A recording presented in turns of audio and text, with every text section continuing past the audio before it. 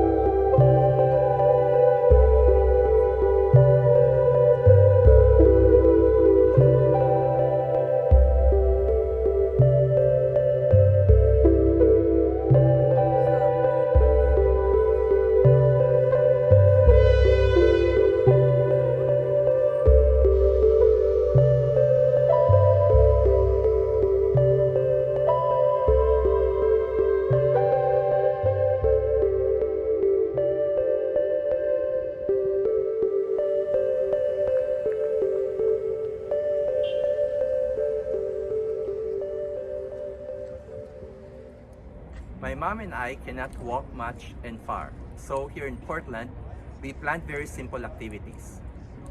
This is Whales off the coast of Maine, one of the 100 whaling walls created by American artist Robert Wyland that seeks to call attention to the beauty of marine life and its preservation. Later, we are going to take a ride on the Maine Narrow Gauge Railroad.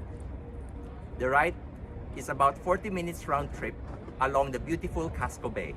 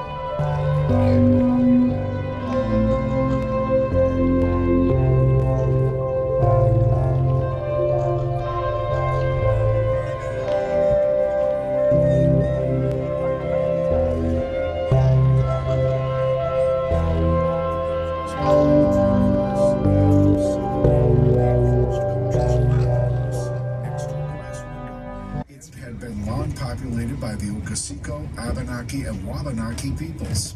The first permanent European settlers came in 1633, 13 years after the landing of the Pilgrims at Plymouth Rock. The area that we now call Maine was lightly settled during the American colonial period. Maine, originally a portion of Massachusetts, was granted individual statehood in 1820. Portland became the state's first capital.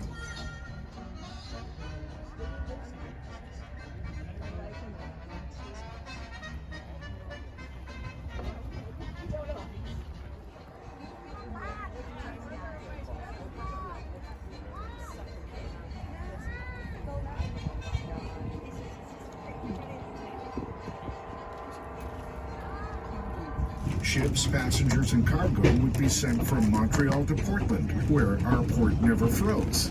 Right on the corner of India and Franklin Streets, just down from where you get off the train back at the station. It's currently a bank branch.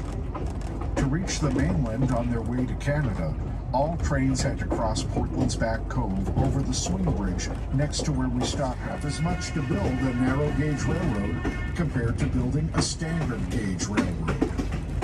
Just as it was less expensive to construct a narrow gauge railroad, it was just as cheap to operate a gauge railroad. Was successful, even if his first railroad company was not.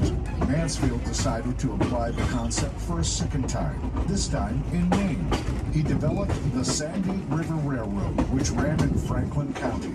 The idea was for the 2-foot Sandy River Railroad to connect with the standard gauge Maine Central Railroad in Farmington and be able to go further into the woods and hills as Maine Central wanted to build. The Sandy River opened in 1879 and was highly successful, carrying passengers, lumber, mail, freight, and supplies. In its peak, the railroad operated over 112 miles of narrow gauge track.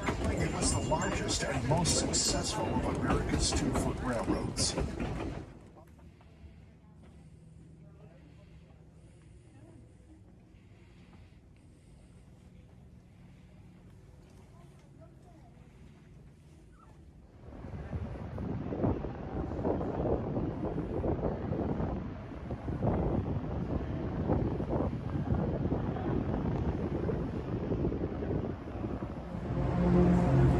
The pier where the Norwegian Breakaway docks here in Boston is a bit far from the attractions. So we have decided to take an Uber taxi to the Boston Tea Party Ships and Museum.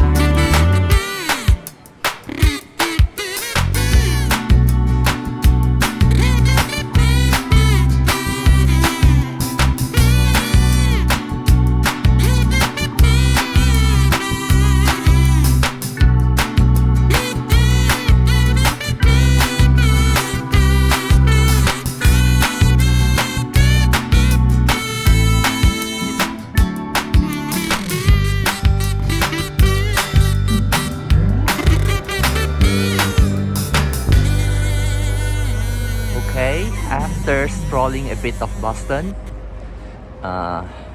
dropping by the Boston Tea Party Ships and Museum, and making a short walk to Quincy Market, where we ate lobster roll